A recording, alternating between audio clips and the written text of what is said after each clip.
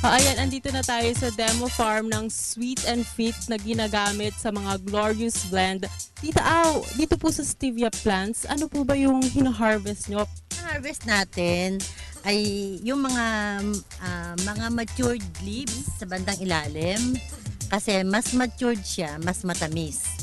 Then yan ang pinaprocess natin para gawing Sweet and Fit stevia powder. Kamukha nito, ito yung matured, isa example ng matured na leaf na kung gusto mo, pwede mong tikman. Sweet nga siya. Ang tamis, dulo pa lang yun. Natural na natural, di ba? Very natural. Ano naman po ba ang inyong naging inspirasyon sa pagpa-plant ng stevia? Meron kasi akong painting na yun yung naging inspirasyon kasi kami ay farmer. Kaya noong time na hihirapan ako sa pag-grow ng stevia, sabi ng father ko, tulungan mo yung mga farmers. Tinuro niya yung frame na regalo ko sa kanya. Mataba pa yung kalabaw kaysa sa farmer. Yun nang lalong nag-inspire sa akin para ituloy itong venture na to.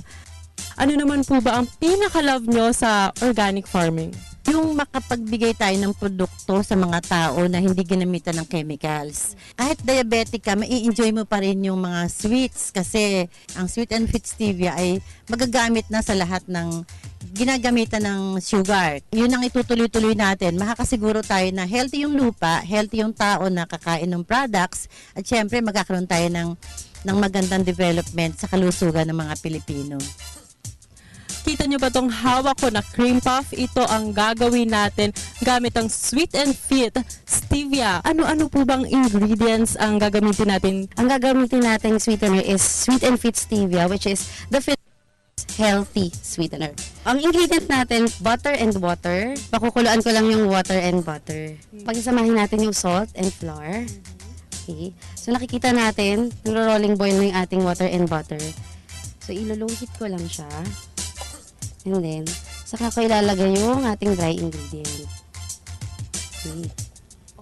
Kailangan para siyang paste. So, the good thing about Sweet and Fit stevia, it is heat stable. So, pwede na siya for baking, for cooking, pwede na rin siya for beverages.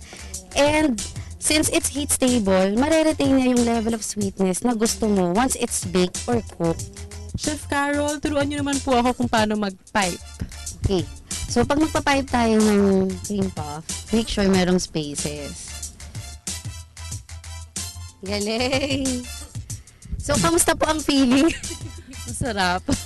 Bake natin siya at 375 degrees Fahrenheit for 25 to 30 minutes. Ang susunod na natin gagawin ay yung filling o yung custard cream. Dito na pumapasok yung Sweet and Fit. So, meron akong half and half. Pag sinabing half and half, half mixture of the milk and all-purpose cream, pagkasamahin ko lang. So, isa-scald ko siya. So, when you say scald, isa-simmer ko lang siya sa pinakamababang temperature niya or hanggang sa mag-create lang siya ng small bubbles. Kasi, dito papasok yung pagte-temper natin ng egg yolks. So, ite-temper ko lang siya ng konting-konting warm milk mixture. Okay, ite-temper ko siya. Sasama ko yung cornstarch. 2 tablespoons of cornstarch. So, I have here vanilla. Drop lang, at least 1 teaspoon. And of course, my favorite sweetener, Sweet and Fit stevia. So, ihalo ko na siya dito sa egg yolk mixture. Actually, mas matipid siya gaya sa lugar. Kasi ang ratio niya is 1:3. Mas tipid din siya sa presyo. Wow, ang galing. Ito no. Hintayin na lang natin siya lumapo. Tama po ba? Ang maganda sa Sweet and Fit stevia, mas mapapalesen yung baking time mo and cooking time. Bilis, lumapot na. Ganun kabilis. So, nilagay ko na yung ating natapos na pastry cream sa piping bag with pastry tip. Ito na yung finished product natin na cream puff. So, makikita mo meron siyang butas inside. So, ipapipe lang natin siya sa loob. And that's it. Then, lagyan natin siya ng melted sugar-free na chocolate on top.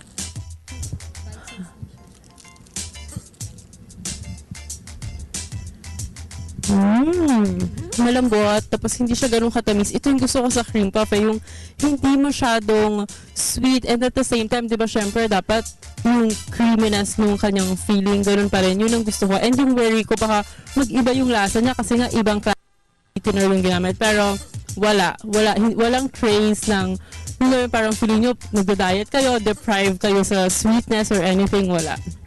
It's so good. At hindi nakakasawa.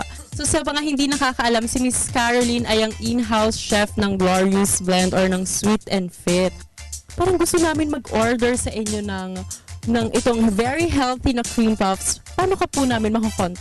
Okay. You can contact me at 0922-822-9918.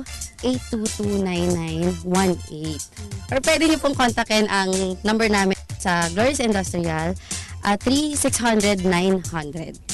O ayan, ngayong umaga ay natuto tayo kung paano mag-bake ng isang guilt-free na dessert. Abangan nyo sa susunod, tuturuan naman namin kayo kung paano magluto ng isang guilt-free at napaka-healthy na main course. At ako po ulit si Carla Paderna for One Life.